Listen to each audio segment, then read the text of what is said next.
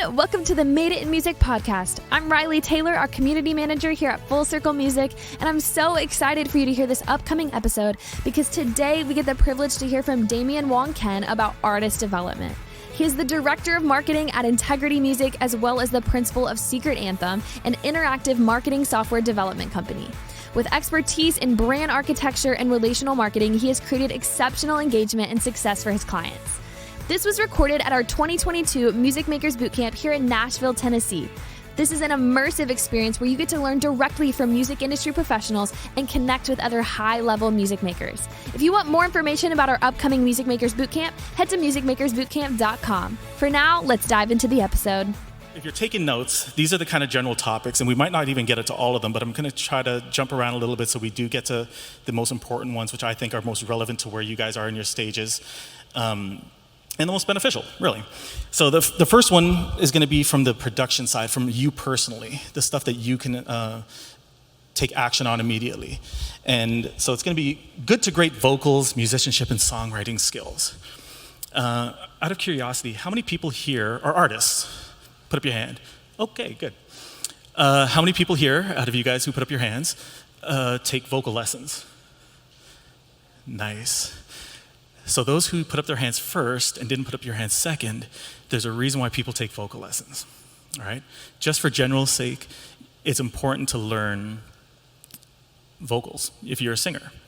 There's things that you're gonna be asked to do, there's things that your vocal teacher will dig into to help you last longer.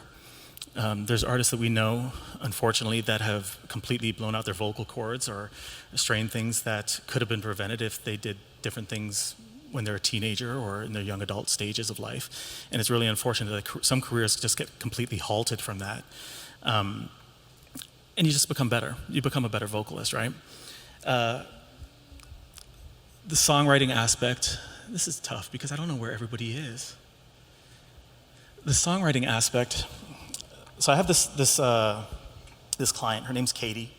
She is a student at Liberty University, and she's a phenomenal vocalist.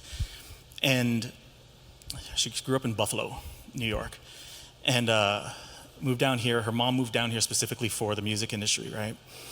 And everybody, I just learned this term, gassing up. I don't know if everybody knows it, but it's kind of like puffing up your head, making you think more than you really should at that time. But everybody's been gassing her up, saying she's the best vocalist that they've ever heard, the best singer. She has an amazing career. She wants to lead worship and kind of go the route of Chris Tomlin. And so I took the first meeting, and I'm just like, she's a sweet person. She has a good look, sweet voice, but it's kind of, you could tell that she kind of caps out at a certain range. And so on the vocal side of things, we got her taking vocal lessons right away. It was once a week. We'd meet for about 3 hours in total, where an hour of that would be vocal lessons, an hour of that would be actually practicing them, singing other people's songs, covers, and some of our own stuff. And then the last hour would be songwriting. And the importance that I'm trying to tell her is that take the vocal lessons because it makes you better. It increases your range, right? The songwriting aspect of it is, I kind of rely on this just out of journaling. I have a therapist. I believe mental health is really important to take care of. And he tells me all the time, he goes, just write down your thoughts over and over again. And that's what songwriting is, right? Kind of just writing your thoughts out with your experiences that you're having. If it's not, then try it. You'll get much better songs out of it, I promise you that. Most of the songs that you're hearing on the radio, whether it be Christian music or CCM or gospel or into the mainstream, is because these are experiences that some of these people lived. And if they're not the songwriters, you know the songwriters lived that experience as well. So journal. Think about it, get deep with it. If you're in the Christian music industry, we've had enough of the fluff. You know what I mean? We've had enough of that stuff. There's, in radio play, if anybody follows radio spins and ads and all that stuff, 9 out of 10 spots are already taken every week, right? Like that one extra spot needs to stand out and be special. The only way you're going to stand out and be special is if you have a really great connection. That means you have a lot of money or a lot of opportunity, and you don't need to be here, so it doesn't matter to you. Or you have something special that you're offering people, and that is content. Have a good voice, vocal lessons, learn how to sing, but have great content. Journal. Write about your thoughts, and it could be the most frivolous, stupid thing that you had. I tried coffee and orange juice for the first time together. It's weird, and I hated it. And I wrote that down. It's stupid and it's pointless to me too, and probably to you. But it's those little things. Once you get in a habit of writing the little things, when something big happens or something a little bit more significant happens, that matters. You know what I mean? Write those down. Everybody has a smartphone, I'm assuming, unless, like, if you have a flip phone, sorry about that. But if you have a smartphone, have a paper journal, whatever it is, and just get used to writing these notes down for what you're experiencing in life. If you have kids, there's people that, I don't know how old I look, but there's people here who look like they could have young kids, or maybe not so young kids. I know you have thoughts. I know you guys have thoughts. And from the perspective of a believer, how easy is that's really low-hanging fruit of thinking about what our thoughts of our Father is towards us. But you get to live it. You're living it right now in real time. Write about it. I can emphasize that all day long. Just keep writing. It'll make you a better person because it makes you be able to go back and think about what you're going through and how you responded to it, but it will make you a better songwriter. It will make you a better songwriter. It'll make you more appealing, but also more relational to the audience. And again, going back to radio play, we have enough fluff. We have enough of the same songs. You close your ears and you just listen to the music, and it could be 20 different songs. We have enough of that. Do something different, right from where you are, you know? Any questions? Thanks, appreciate that. All right, the next thing is your performance ability. A lot of people don't like this because they feel comfortable in who they are and the way they dress and the way they move around on stage. I am not that person. I need to practice this a lot more. A lot of labels. So the work that I did with Capitol, with some of their newer artists, was literally sitting down. Have anybody heard about the New Respects? New Respects? Yeah, maybe? Okay. They had a lot of syncs. They've been on MLS. I don't know if that's a big sync or not, but they were in FIFA when the tournament was going around. They were playing their songs for the UEFA. So a lot of international play, which is billions of people listening. So even though you might not hear of it, it's huge. But a big part with them was going into the rehearsals and sitting down and watching how they move around the stage. What is the drummer doing? Is he just sitting there playing the drums the entire time? Or is he standing up and banging on the drums? Or is he doing tricks or whatever it is? You guys know Duncan Phillip from Newsboys? Perfect example of somebody who knows how to work the stage. You know, he has the rotating drum thing. He'll stand up and play the drums backwards and behind his back and all this stuff. It's captivating. It gets people engaged in one way. When you're performing live, you don't want to have people have any other opportunity to get distracted, whether it be something audibly or something visually. If something visually draws their attention, if you're leading worship on the stage, or if you're singing a radio song or anything like that, and somebody hears something different or sees something different, the attention's taken off of you. It's a little bit narcissistic, even as a believer, but you believe you're here for a reason, whether you're a believer or not. You have something to offer this audience. So your voice might be great, the song might be great, but you're sitting on a stool in the middle of a big stage in front of a bunch of people, and you're going to lose them. Work on your performance. Look in the mirror. It's really awkward to look in the mirror while you're singing a song or practicing, or if you have the opportunity to be in a dance studio, take your band there, take your group there, and practice in front of that mirror and say, how do I see it? Don't look at yourself, look at your teammates, look at your band. How do they look? Are they sitting in the shadows a lot? How to find your light? You know, it's a modeling thing, but find the light. Make sure you're not sitting in the shadows. So I'll go to Toby. When he does his rehearsals, has anybody seen him live in concert? Okay. So I've worked with him for 15 years now, and I'm going to go to the show in New York, and it's been over a year since I've seen a live show. I've had an opportunity to go to different shows in the meantime, mostly mainstream artists.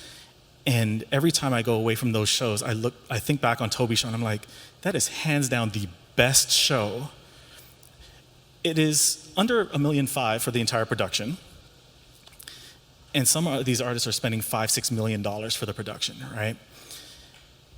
And it's still the best show, whether it be the pyro or the lights, the lasers, the LEDs, whatever it is.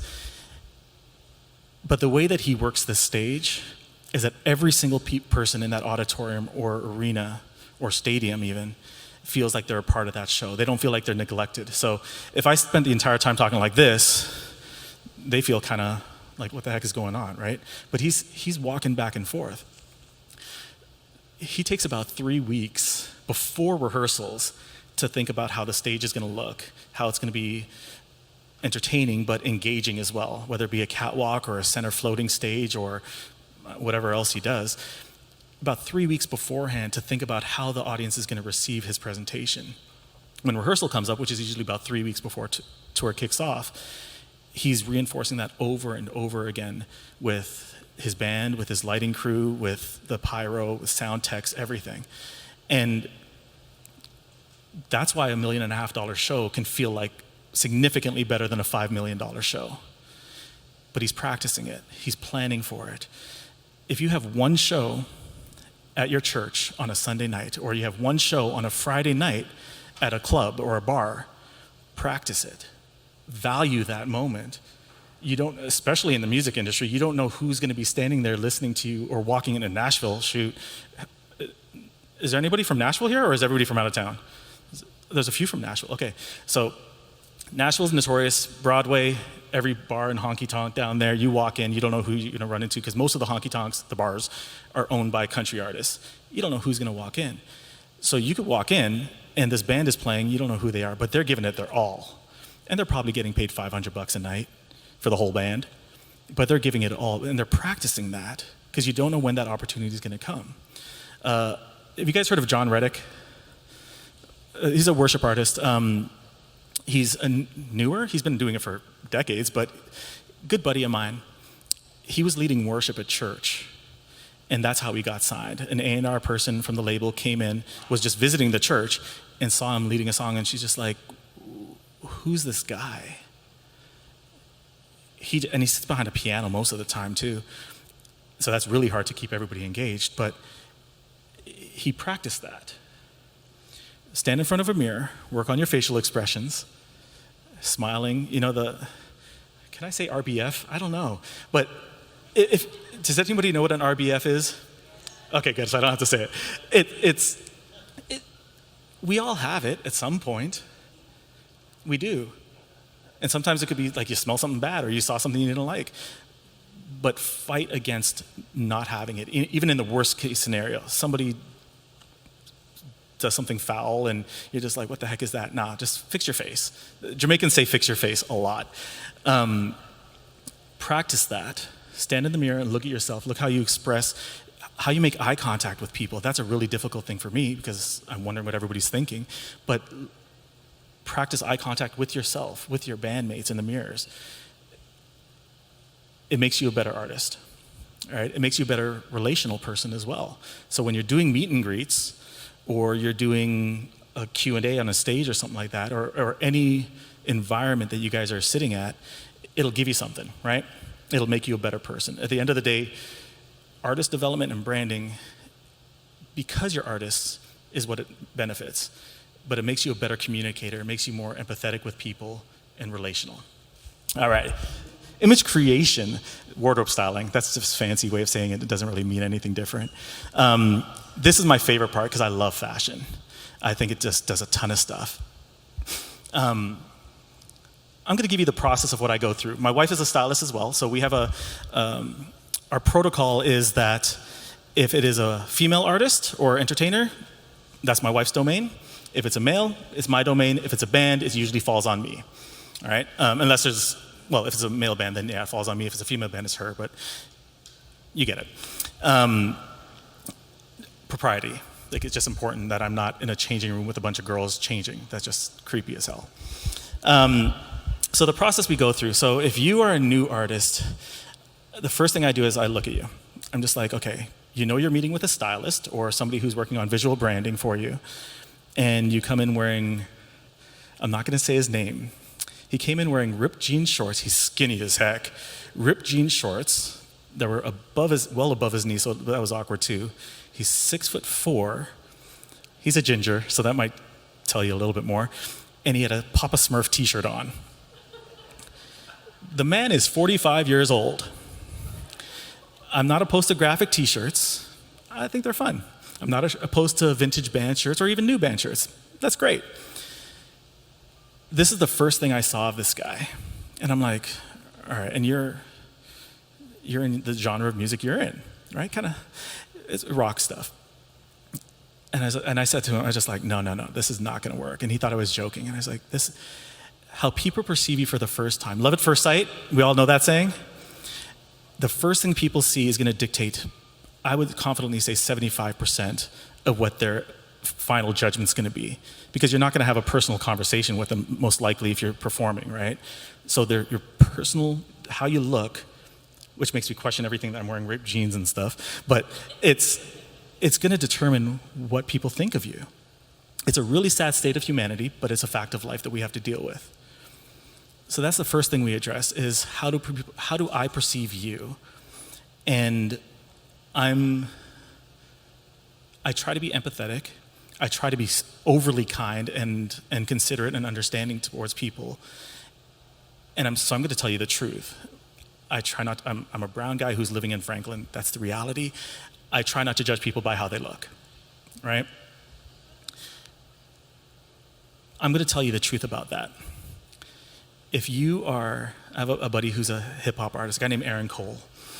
And I met him through a photo, was it a photo or a video shoot? Some shoot that we were doing. And he walked in and he was wearing skinny jeans and a bomber jacket, kind of the old school English style bomber jackets, aviator bomber jackets, and a pair of aviators. And I was just like, wait, are you a hip hop artist or like what kind of music do you do? And he's like, nah, dog, I'm a hip hop artist. I was like, okay. I don't get that. It doesn't match what you're portraying to people. If you're on the radio, and I heard somebody mention that radio is no longer the king, it's social media, which we'll touch into that in a little bit. It's visual. How do you, I could go around here and say, okay, well, you look like you do Americana style, you look like you're a youth pastor, you look like you are a contemporary worship leader. I could go around and do all of that stuff, but if how you present yourself doesn't reflect the type of music, the type of creative. If I was an accountant and I walked around in shorts and a t-shirt to my office and somebody came in, they're like, nah, you're not legit. That's not it. They stereotypically, they want to see a shirt and tie and a jacket, right? Or a banker or whatever that is. If you were a doctor and you weren't wearing a lab coat in the hospital, no, don't touch me. But it translates to every industry that you're in, whether it be in music or tech or finances or anything, right? You guys kind of see that parallel there? In genres of music, dress the way you want to dress. Be comfortable in it. But there's ways to adjust it a little bit and still feel comfortable in the style of clothes you guys have and what you're portraying and still be true to who you are. I love Depeche Mode. Anybody know that band, Depeche Mode? European rock, industrial pop stuff from the 80s and 90s. Favorite band. Kind of in the same tune, Delirious is my favorite band. I love Delirious. I love those guys. People as well as the entertainment that they did. But I also love Nas and Kanye and Jay-Z. And because I'm not an artist, I could choose whatever I want to wear and how I want to represent myself, right? But if I'm meeting with Jay-Z about music stuff or Nas, and we'll get into that a little bit with the Secret Anthem stuff, which I'm really excited about, is that I'm going to dress in a way that they receive, that they feel comfortable with. I'm trying to win their attention and their business in this capacity. When you guys are performing your songs, you want to win them.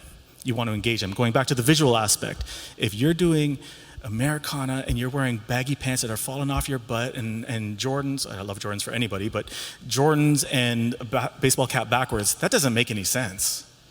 There's a disconnect there, and they'll close their eyes and listen to the music, but that's one more degree of separation between you and your audience. That could be one less stream or 10, one less view on YouTube, whatever it is, and you're creating this barrier between you guys.